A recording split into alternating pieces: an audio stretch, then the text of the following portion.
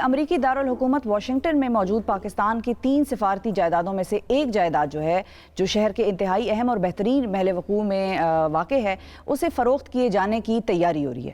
پاکستانی سفارت خانے کے دفاعی شعبے کے زیر استعمال رہنے والی عمارت کو خریدنے کے لیے 3 بولیاں وہ موصول ہوئی ہیں۔ اسلام آباد کو تقریباً $68 لاکھ کی سب سے زیادہ بولی ایک یہودی گروپ کی جانب سے لگائی گئی ہے جو عمارت میں اپنی عبادت گاہ بنانا چاہتا ہے۔ اچھا، پھر $50 لاکھ کی دوسری بولی ہے وہ بھارتی پراپرٹی ایجنٹ کی جانب سے لگائی گئی ہے۔ $40 لاکھ کی تیسری بولی ہے پاکستانی ریل اسٹیٹ ایجنٹ کی طرف سے لگائی گئی ہے۔ سفارت خانے کی پرانی یا نئی بلڈنگ کو فروخت نہیں کیا جا رہا۔ آر اسٹریٹ پر واقع جس عمارت کی فروخت کے لیے بولیاں موصول ہوئی ہیں وہ 1950 کی دہائی کے وسط سے 2000 کی دہائی کے اوائل تک سفارت خانے کا ڈیفنس سیکشن تھا۔ تو یہ نہیں ہے کہ وہ سفارت خانے ہی ہم فروخت کر رہے ہیں، یہ بھی غلط خبریں جو تھیں وہ کچھ چل رہی تھی۔ تو اس حوالے سے ہم بات کریں گے۔ واشنگٹن سے صحافی ہمارے ساتھ موجود ہیں جہانگیر خٹک صاحب۔ السلام علیکم جہانگیر صاحب۔ جی، thank you for having me on the show, بہت بہت شکریہ۔ اچھا جہانگیر صاحب، آپ سے پچھلی گورنمنٹ میں روزویلٹ ہوٹل کی تفصیلات جانی تھی، تو اب یہ جو آر اسٹریٹ کی جو بلڈنگ ہے اس کے لیے گورنمنٹ کو بڈز موصول ہوئی ہیں، تو اس بلڈنگ کے حوالے سے بتائیں کہ یہ کہاں ہے، کیا رول تھا اس کا، کب بنی تھی یا خریدی گئی تھی؟ جی دیکھیے، یہ عمارت جو ہے جس کو ایک مینشن بھی کہا جا سکتا ہے کیونکہ کافی بڑی عمارت ہے اور بہت زیادہ مہنگے علاقے میں ہے۔ واشنگٹن ڈی سی کے کیلو ریما کے نام سے یہ ڈسٹرکٹ جانا جاتا ہے، وہاں پر آر اسٹریٹ پر ہے یہ، اور یہ بیسیکلی 1907 میں یہ عمارت بنائی گئی تھی۔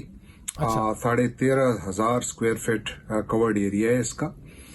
اس عمارت کو پاکستانی حکومت نے 1950 کی دہائی میں تقریباً مڈ 50s میں خریدا تھا۔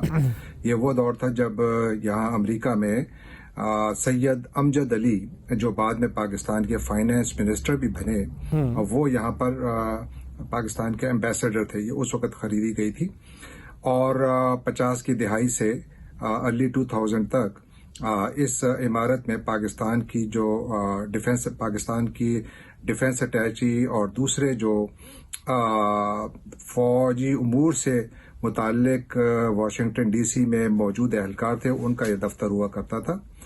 اور یہاں پر تقریباً 2018 میں ایسی خبریں آنا شروع ہوئیں کہ جو واشنگٹن ڈی سی کی مقامی میونسپل انتظامیہ ہے، انہوں نے اسٹیٹ ڈپارٹمنٹ سے درخواست کی کہ اس عمارت کا جو ڈپلومیٹک سٹیٹس ہے وہ ختم کیا جائے، کیونکہ یہ یوز میں نہیں ہے، استعمال میں نہیں ہے۔ اچھا۔ اور پھر خبریں یہ آئی کہ یہ جو ڈپلومیٹک سٹیٹس تھا اس عمارت کا ختم کر دیا گیا، اور اس کے بعد اس کے اوپر مقامی ٹیکس جمع ہونا شروع ہو گئے، اور آج اس پر خاصے زیادہ ٹیکسز بھی جمع ہیں۔ اور پاکستانی حکومت نے اس کو بیچنے کے لیے، اس سے پہلے بھی کافی خبریں آئی ہیں کہ اس کو بیچا جا رہا ہے، لیکن اس دفعہ شاید یہ جو اطلاعات آئی ہیں وہ آپ کو انٹرنیٹ پر بھی مل جاتی ہیں۔ اگر آپ تھوڑی سی سرچ کریں تو Long and Foster Real Estate Inc کے نام سے ایک وہ ہے ادارہ ہے، جنہوں نے اس کو لسٹ کیا ہے فار $6.7 ملین، اور اس کے لیے پاکستانی جو ذرائع ہیں اور پاکستانی جو اخبارات ہیں ان میں اس کی خبریں بھی آ چکی ہیں کہ جو بڈ آیا ہے وہ تقریباً $6.8 ملین کا آیا ہے، جو کہ ایک جوئش گروپ کی طرف سے آیا ہے۔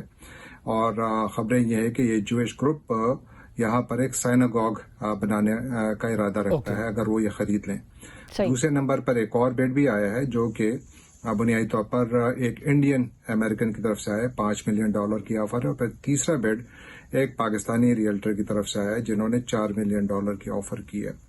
اور یہ ایک اور جو دلچسپ امر ہے اس معاملے میں ابھی تک، کیونکہ پاکستانی حکومت کی جانب سے اس بات کی تصدیق تو کی گئی ہے، کیونکہ اس کی تو باقاعدہ کیبنٹ نے اجازت بھی دی ہے کہ یہ فار سیل ہے، لیکن ان کا کہنا ہے کہ ہم اتنی جلدی میں نہیں ہے، اچھا جو بڈ آئے گا اس پہ بیچیں گے۔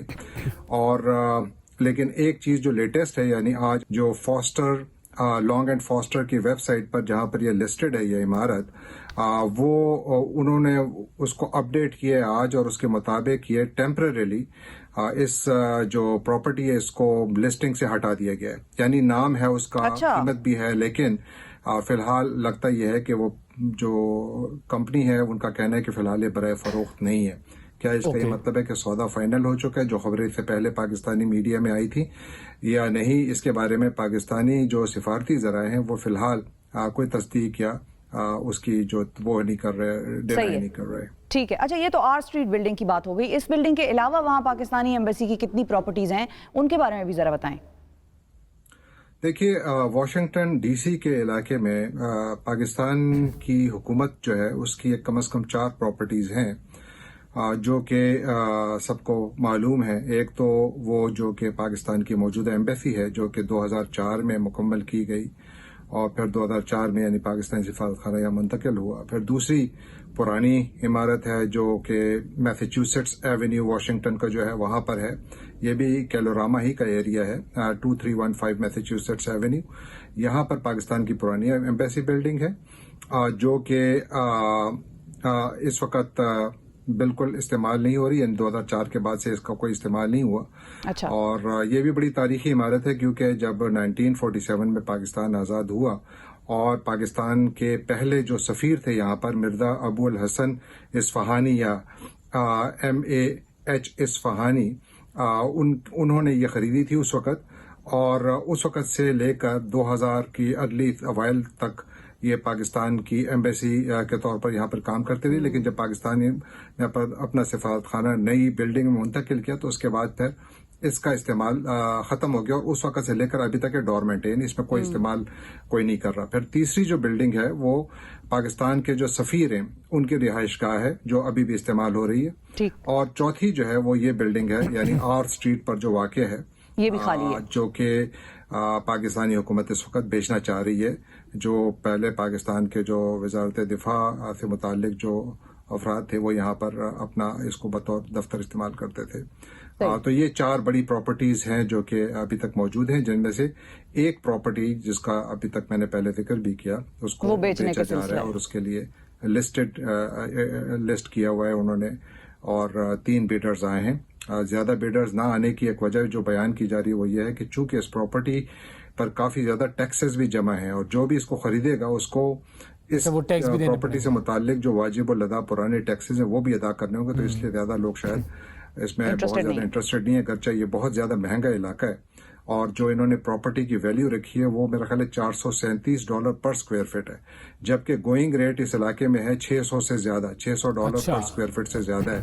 لیکن چونکہ یہ کافی مخدوش حالت میں ہے تو شاید اس لیے بھی اس کی قیمت تھوڑی کم رکھی گئی ہے. تو ان بلڈنگز کی رینوویشن پر کتنا، مینٹیننس پر کتنا خرچ آتا ہے؟ مطلب ایسا اگر ہے کہہ رہے ہیں کہ ہم ان کو ریٹین کر لیں تو وہ زیادہ فائدہ ہے یا بیچ دینے میں؟ کیونکہ بہت سارے لوگوں کا یہ بھی کہنا ہے کہ اگر ہم ایک آدھ بلڈنگ باہر پاکستان کی جو ہے اس کو بیچ بھی دیں گے تو اس سے کوئی معیشت پر ہماری خاص فرق نہیں پڑے گا.